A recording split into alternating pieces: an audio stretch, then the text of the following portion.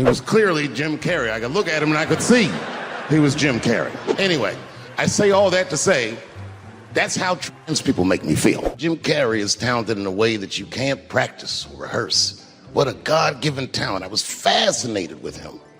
And Norm knew that. And he called me up and he goes, Dave, he says, I'm doing a movie with Jim Carrey. Do you want to meet him? And I said, fuck, yes, I do. And it was the first time I could remember since my father died being excited. And the movie was called Man on the Moon. I didn't know any of this.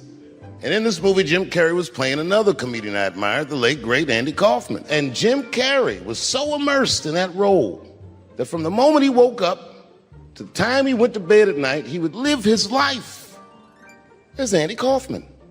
I didn't know that.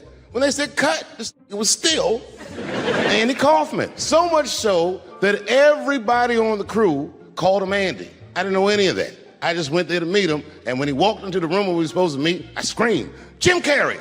And everyone said, no, call him Andy. And I didn't understand. And then he came over and he was acting weird. I didn't know he was acting like Andy Kaufman. Just like, hey, how you doing? And I was like, hello.